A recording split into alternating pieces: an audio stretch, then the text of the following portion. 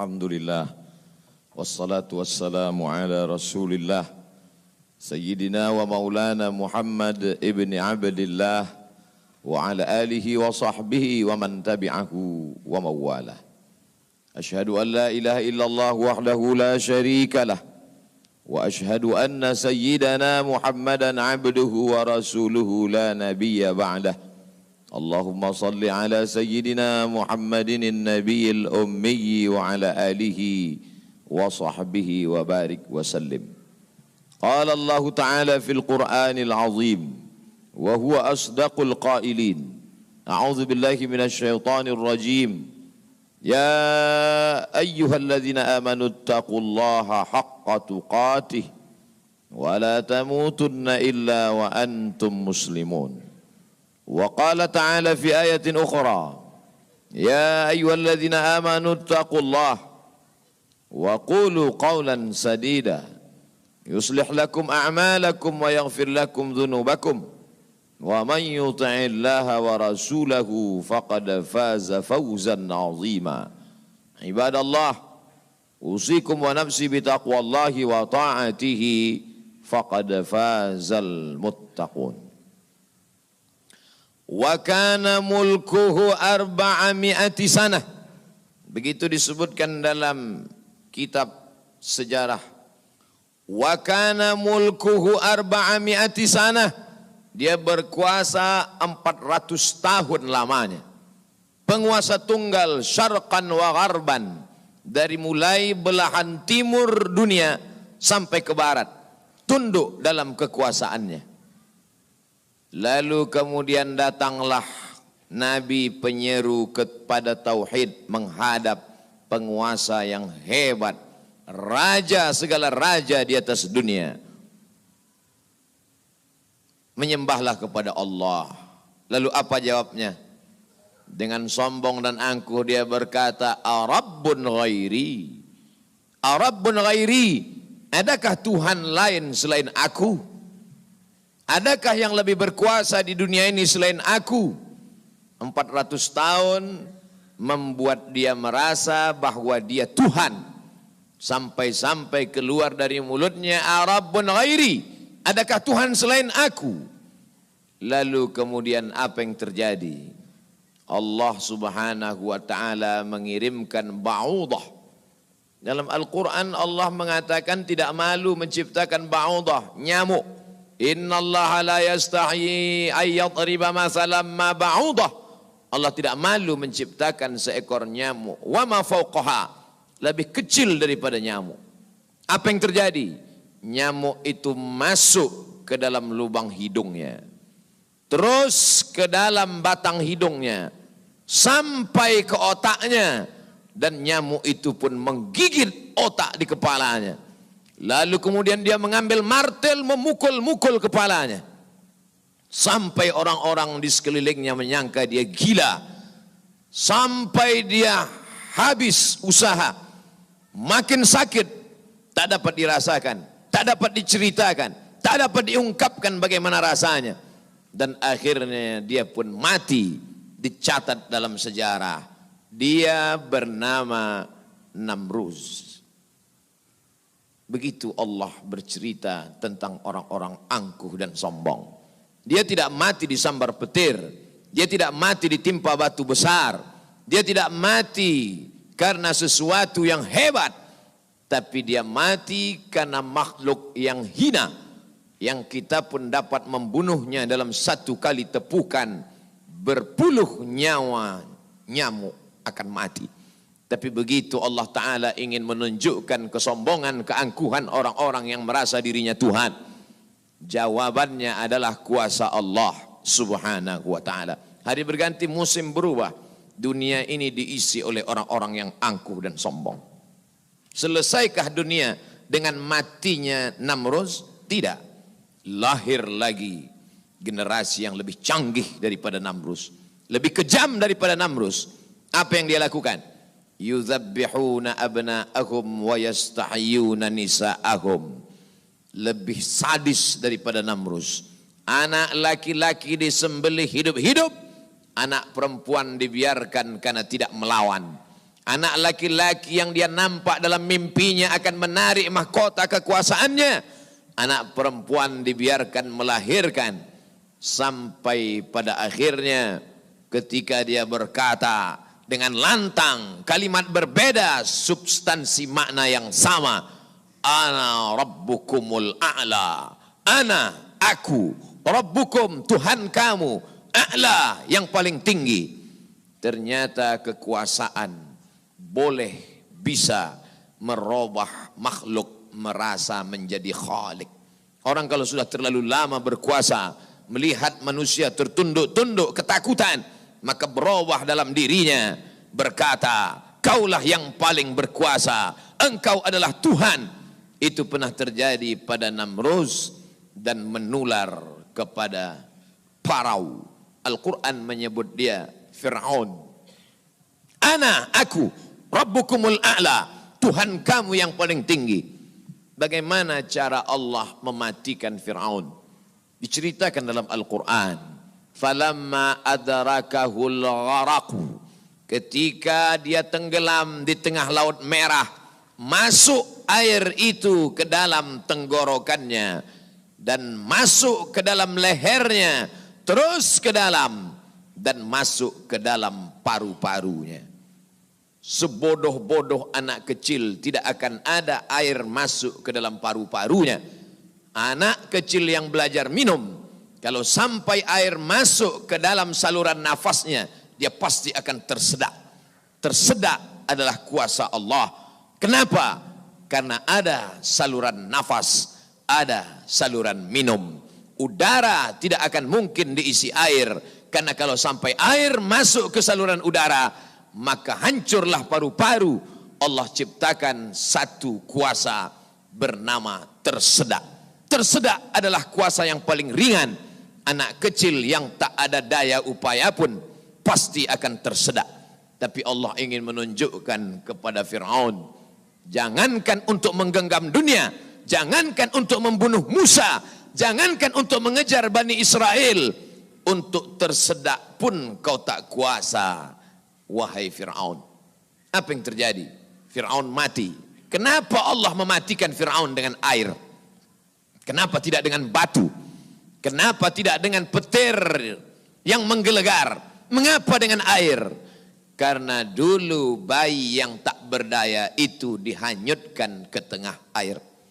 Wa auhayna ila ummi Musa, kami wahyukan, kami ilhamkan, kami bisikkan ke hati ibu Musa, an ardi'ihi, susukan anakmu.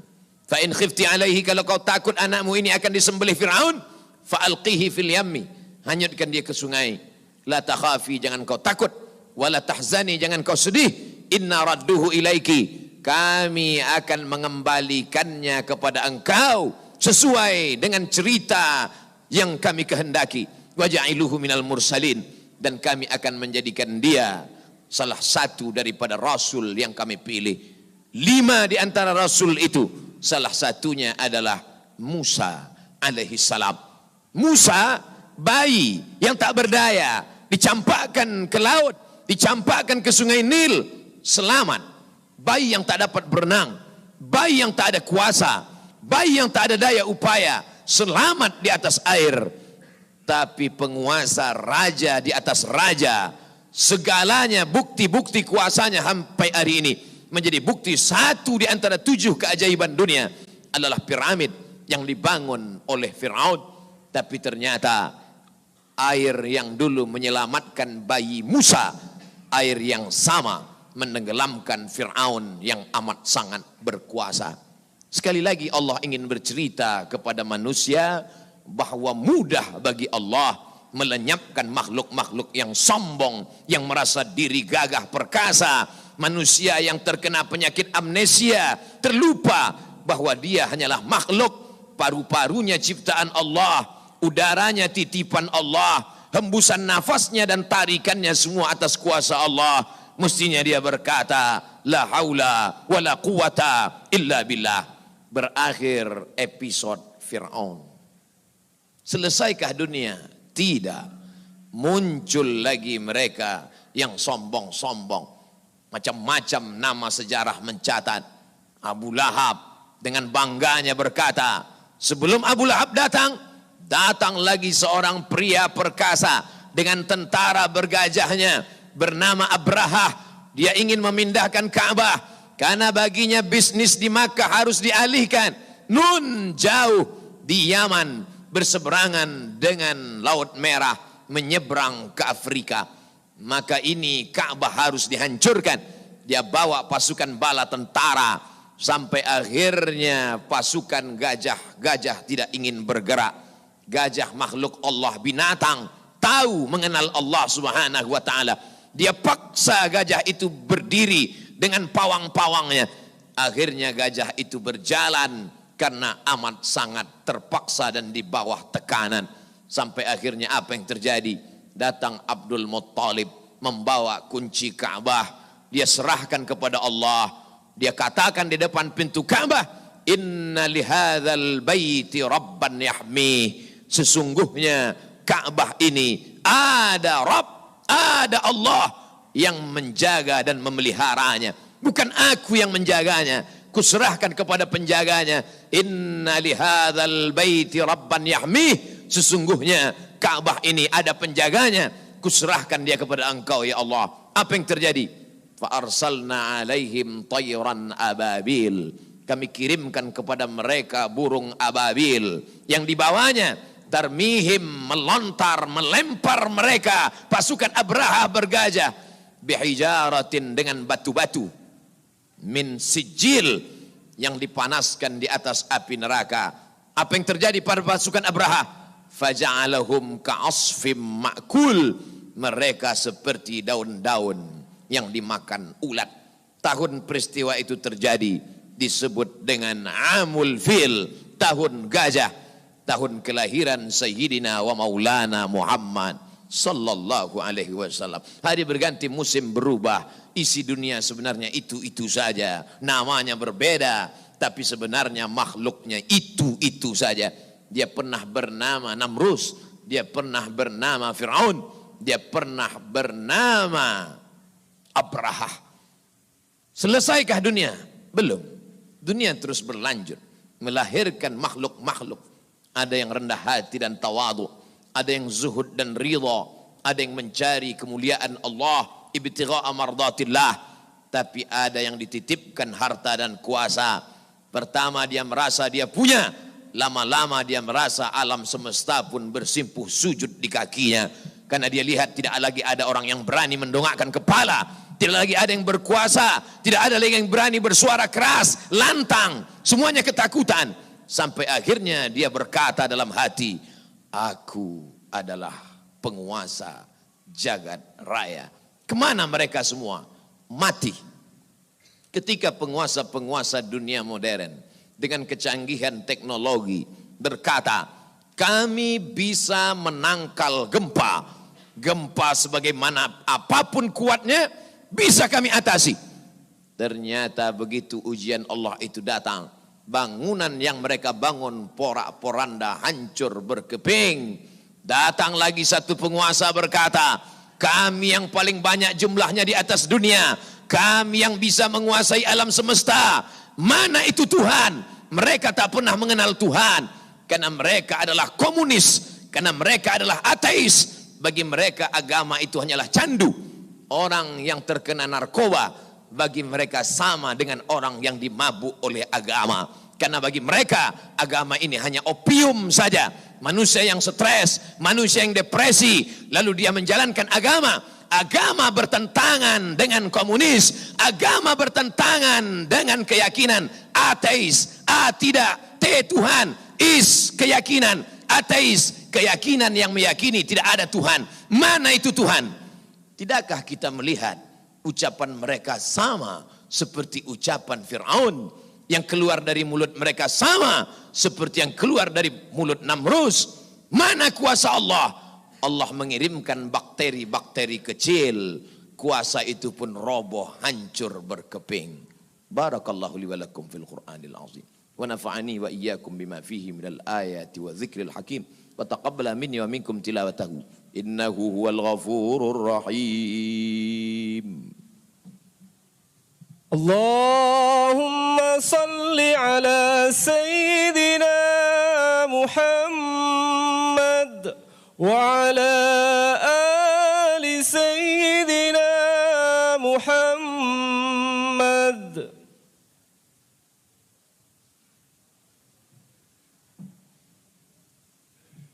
الحمد لله الذي بنعمته تتم الصالحات والصلاة والسلام على سيد السادات وعلى آله وأصحابه أهل الفضائل والكرامات.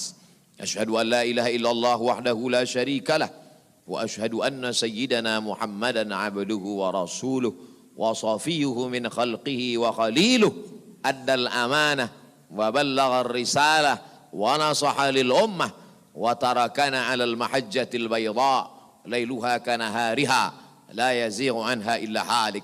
قال الله تعالى في القرآن العظيم وهو أصدق القائلين: أعوذ بالله من الشيطان الرجيم، بسم الله الرحمن الرحيم، والعصر إن الإنسان لفي خسر إلا الذين آمنوا وعملوا الصالحات وتواصوا بالحق وتواصوا بالصبر. وقال تعالى في آية أخرى: إن الله وملائكته يصلون على النبي يا أيها الذين آمنوا صلوا عليه وسلموا تسليما. اللهم اغفر للمسلمين والمسلمات والمؤمنين والمؤمنات الأحياء منهم والأموات برحمتك يا أرحم الراحمين.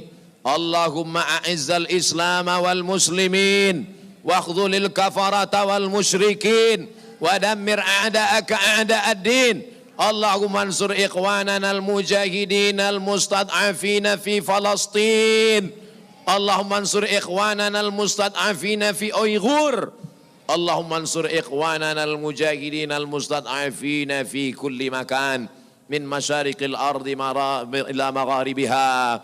اللهم انصرنا على القوم الكافرين، اللهم انصرنا على القوم المنافقين، اللهم انصرنا على القوم الظالمين، اللهم انصرنا على القوم الفاسقين. لا تدع لنا في مقامنا هذا وفي ساعتنا هذه ذنبا إلا غفرته، ولا هما إلا فرجته، ولا دينا إلا قضيته، ولا مسافرا إلا وصلته، ولا مريضا إلا شفيته، ولا حاجة من حوائج الدنيا والآخرة لك رضا ولنا فيها صلاح إلا قضيتها ويسرتها يا أكرم الأكرمين. عباد الله، أوصيكم ونفسي بتقوى الله وطاعته فقد فاز المتقون. إن الله يأمر بالعدل والإحسان وإيتاء ذي القربى وينهى عن الفحشاء والمنكر والبغي يعظكم لعلكم تذكرون. فاذكروا الله العظيم يذكركم واسألوه من فضله يعطيكم ولذكر الله أكبر والله يعلم ما تصنعون.